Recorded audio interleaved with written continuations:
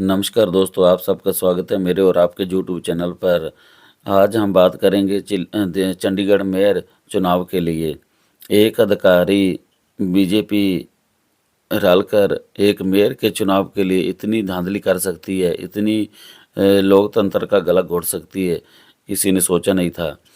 आज बीजेपी के जो चुनाव अधिकारी थे, अनिल मसीह, उन्होंने लाइव में ही दिख रहा था कि वो रिजेक्ट कर रहे हैं, लेकिन उनके पास कोई भी जो कांग्रेस और आम आदमी पार्टी का कोई भी पोलिंग एजेंट नहीं था जिसको वो दिखाकर वोट रिजेक्ट करते।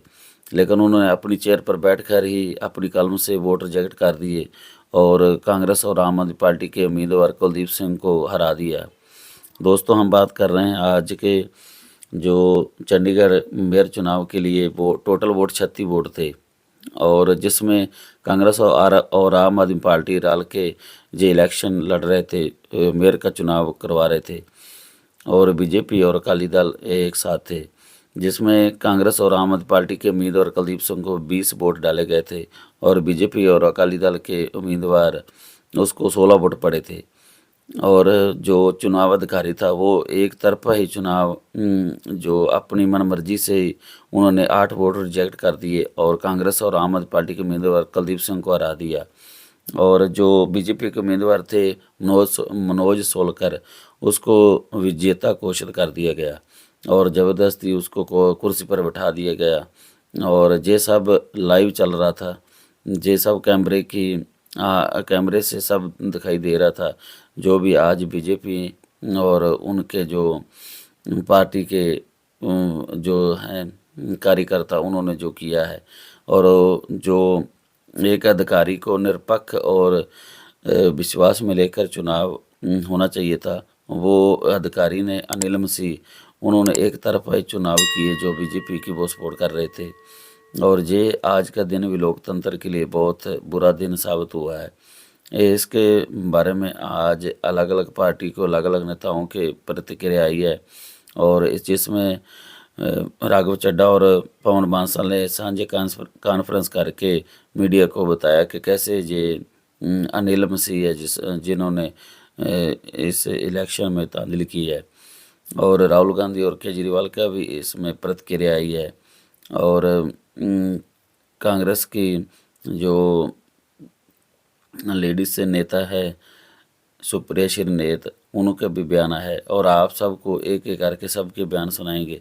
और जो प्रोजेक्टिंग अफसर थे, जो चुनाव अधिकारी थे अनिल मसीह, उनका भी बयान AI ने को आया है, वो भी आपको सुनाएंगे, वो अपनी सफाई में क्या बोल रहे हैं। और कांग्रेस और आम आदमी पार्टी ने जो बड़े बड़े इल्ज़ाम लगाए हैं उनके बारे में आपको बताएंगे। और आपको वीडियो अच्छा लगा तो लाइक करना, शेयर करना, चैनल को सब्सक्राइब जरूर करना। दोस्तों, आप सबकी सपोर्ट की ज़रूरत है मुझे और मेरे चैनल को। आप एक एक करके सबकी प्रतिक्रिया आपको दिखाते हैं। धन्यवाद।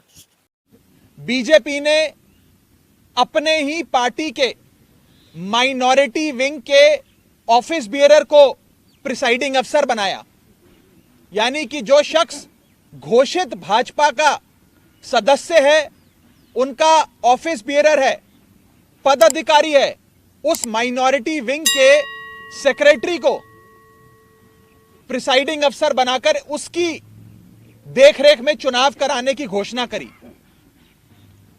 चुनाव में जब वोटिंग समाप्त हुई और काउंटिंग की बारी आई, तो इस भाजपा के ऑफिस बियरर प्रिसाइडिंग अफसर ने किसी भी पार्टी के इलेक्शन एजेंट को आगे नहीं आने दिया।